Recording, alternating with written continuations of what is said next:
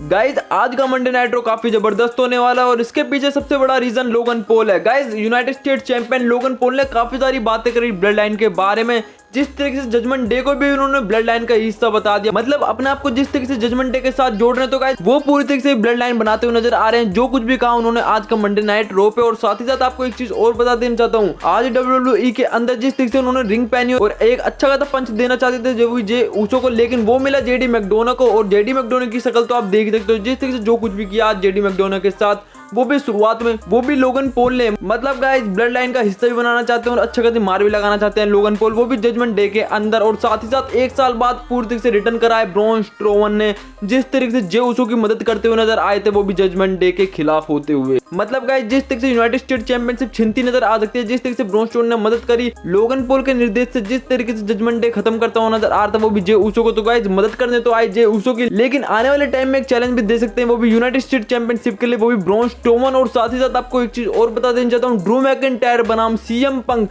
जिस तरीके से नई राइवलरी छिड़ी हुई है, वो भी रेसलमेनिया के बाद से, या फिर मैं कह दूं रेसलमेनिया से पहले से ही। तो गाइस उसके ऊपर भी काफी सारी बड़ी बातें सुनने को तो मिली और साथ ही साथ ड्राफ्ट भी चल रहे हैं। और जिस तरीके से हमें पता लगा कि आखिरकार सीएम पंक, ब्रॉन स्ट्रोमन और ड्रू मैकिंटायर मंडे नाइट रो पे रहने वाले हैं या फिर स्मैकडाउन पे, तो गाइस उसको देखते हुए नई राइवल भी छिड़ती हुई नजर आ रही है WWE के अंदर। और मैं पहले ही बात कर लेना चाहता हूँ, जिस तरीके से आज जजमेंट डे बनाम मतलब लोगन पॉल आपस में मिले, वो भी मंडे नाइट रो की शुरुआत में ही, और क्या कुछ बड़ी बातें करी लोगन पॉल ने, वो भी ब्लड लाइन के बारे में। और गाइस लोगन पॉल की होती है अच्छी खासी एंटी, और उनका बिल्कुल साफ कहना होता है अपने दोस्त के साथ चलते हुए कि आखिरकार जो उसने बहुत बड़ी गलती करी है वो ब्लड लाइन छोड़कर, क्योंकि वो तो अकेले जजमेंट डे के डेमियन प्रिस्ट को हरा ही नहीं सकता, वो भी वर्ल्ड हेवीवेट चैंपियनशिप के लिए बैकलैश में। मतलब गाइस पूरी तरह से अच्छी खासी खिल्ली उड़ाई जा रही थी, वो भी जे ऊसो की, और बोलते कि आखिरकार जे ऊसो तो पूरी तरह से लोगन पॉल बन ही नहीं सकता, क्योंकि मैं अकेले अपने दम पर क्या कुछ नहीं कर सकता। और गाइस उसी दौरान एंट्री होती है जे ऊसो की, और गाइस जे ऊसो का बिल्कुल साफ कहना होता है एंट्री के दौरान कि आखिरकार लोगन पॉल ने तो काफी सारी बातें करी, क्या WWE यूनिवर्स तुम्हें क्या लगता है कि आखिरकार मैं बैकलैश में डेमियन प्रिस्ट को हरा पाऊंगा, क्या मैं उसमें अच्छी तरीके से मार लगा पाऊंगा। और साथ ही साथ मैं बात कर लूं आज के, तो क्या मैं यीट निकलवा पाऊंगा, वो भी लोगन पॉल के मुंह से अच्छी खासी सुपर किक देकर।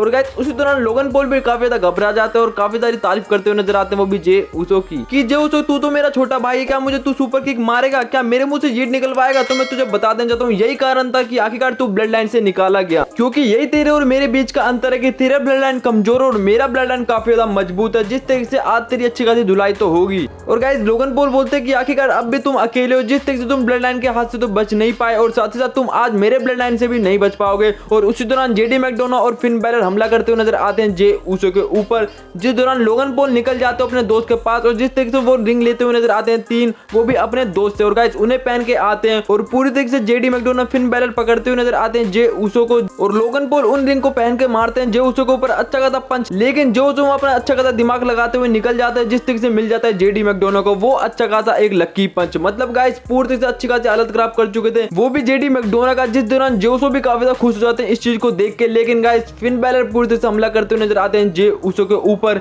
जिस तरीके से एंट्री होती है ब्रॉन स्ट्रोमन मतलब द मोस्टर की, और गाइस मोस्टर आते हैं और अच्छी खासी हालत खराब करते हुए नजर आते हैं फिन बैलर की और अच्छी खासी जेडी मैकडोना की। जिस तरीके से हमने देखा कि लोगन पॉल के पीछे भी पड़े तो लोगन पॉल वहां से भागते हुए निकल जाते हैं और अच्छा खासा सबक सिखाने की कोशिश करते हैं, वो भी लोगन पॉल के दोस्तों को, लेकिन जे ऊसो आते हैं और लेके जाते हैं ब्रॉन स्ट्रोमन को। मतलब गाइस एक बड़ी एंट्री देखने को मिली आज का मंडे नाइट रो पे, और मुझे तो लगता है एक अच्छा खासा चैलेंज भी दे चुके हैं वो भी लोगन पॉल को यूनाइटेड स्टेट चैंपियनशिप के लिए। तो गाइस काफी ज्यादा तहलका तो मचा, और मैं आपको पहले ही लेके चलना चाहता हूँ ड्रू मैकिंटायर के पास, जिस तरीके से क्या कुछ बड़ी बातें करी वो भी सीएम पंक के बारे में। और गाइस राउंड 3 के ड्राफ्ट चल रहे होते हैं, जिस तरीके से नाखुश नजर आते हैं वो भी ड्रू मैकिंटायर, जिस तरीके से ड्रू मैकिंटायर को मंडे नाइट रो पे रहने की घोषणा कर दी थी वो भी ड्राफ्ट के दौरान। लेकिन आपको बता देना चाहता हूँ ड्रू मैकिंटायर इस चीज से काफी ज्यादा नाखुश थे और कहते हैं कि आखिरकार तुम लोगों ने ये बिल्कुल भी ठीक नहीं किया, जिस तरीके से राउंड 3 में मुझे ड्राफ्ट में डाला गया। लेकिन गाइस मैं आपको बता देना चाहता हूँ WWE यूनिवर्स की तरफ से काफी ज्यादा सीएम पंक के नारे लगाए जाते हैं, जिस दौरान ड्रू मैकिंटायर का पारा और ज्यादा चढ़ जाता है, और ड्रू मैकिंटायर उसी दौरान धमकी देते हुए नजर आते हैं सीएम पंक को, कहते हैं कि आखिरकार तुम कामयाब हो ही गए, जिस तरीके से तुमने मेरी एल्बो इंजर्ड कर दी, कुछ ना कुछ तो तुमने हासिल करा, जिस तरीके से रेसलमेनिया में पीछे से हमला करके मुझे पूरी तरह से इंजर्ड तो किया एक डरपोक की तरह। और आखिरकार मैं बात कर लूं तुम्हारी हिम्मत के बारे में, तो तुम पूरी तरह से इंजर्ड होकर घर में बैठा करते थे, मैं इंजर्ड होने के बाद भी पूरी तरह से मंडे नाइट रो पे आया हूं, जिस तरीके से सीएम पंक का थीम बजता है WWE यूनिवर्स के बीच। और गाइस इसी दौरान काफी ज्यादा भौचक्के हो जाते हैं वो भी ड्रू मैकिंटायर। सीएम पंक का बिल्कुल साफ कहना था उसी दौरान जिस तरीके से WWE यूनिवर्स के बीच से कह रहे थे वो भी ड्रू मैकिंटायर से कि आखिरकार ड्रू मैकिंटायर मैं घर पे नहीं हूँ क्योंकि मैं तुम्हारे सामने खड़ा हूँ, जिस तरीके से मैं तुम्हें खत्म करता हुआ नजर आऊंगा कुछ ही टाइम में, जिस तरीके से मैं 100% ठीक हो जाऊंगा। और गाइस उसी दौरान ड्रू मैकिंटायर WWE यूनिवर्स के बीच जाते हैं सीएम पंक को ढूंढने, लेकिन जब तक वो वहां जाते हैं तब तक तो पूरी तरह से एंट्री हो चुकी थी सीएम पंक की वो भी WWE रिंग के अंदर। और गाइस ड्रू मैकिंटायर की अच्छी खासी खिल्ली उड़ाते हुए बिल्कुल साफ कहना होता है वो भी सीएम पंक का कि आखिरकार ड्रू मैकिंटायर मैं तुमसे 5 मिनट 46 सेकंड ही लेना चाहता हूं, जिस तरीके से तुम रेसलमेनिया में वर्ल्ड हेवीवेट चैंपियन बने थे। और गाइस उसी दौरान काफी ज्यादा बातें करते हुए नजर आते हैं सीएम पंक, जिस दौरान ड्रू मैकिंटायर काफी ज्यादा नाखुश नजर आते हैं वो भी सीएम पंक को देखते हुए। ड्रू मैं आखिरकार तुमसे पूछना चाहता हूं कि तुम्हारा ध्यान अब क्या मेरे पास आ चुका है, जिस तरीके से मैं तुम्हें खत्म करूंगा आने वाले कुछ समय में। और मैं तुम्हें बता देना चाहता हूं कि आखिरकार तुम्हारे से पहले मेरा ड्राफ्ट किया गया, इस तरीके से मेरे पास एक मकसद है वो भी तुम्हारे लिए। और ड्रू एक कारण और है कि जिस तरीके से मेरा ड्राफ्ट तुमसे पहले किया गया क्योंकि मैं एक प्रोफेशनल रेसलर हूं और तुम्हें बता देना चाहता हूं कि आखिरकार मैं 100% पूरी तरह से मेडिकल तौर से फिट होने वाला हूं और मैं तुम्हें पूरी तरह से खत्म करता हुआ नजर आऊंगा, तुम्हारी जिंदगी नर्क बना दूंगा, जिस तरीके से तुम्हें सीएम पंक की ताकत का जलवा पता चलेगा। मतलब गाइस अच्छी खासी धमकी देते हुए नजर आ रहे थे सीएम पंक और अच्छी खासी खिल्ली भी उड़ाई वो भी ड्रू मैकिंटायर की। चाहे मैं बात कर लूं रेसलमेनिया के दौरान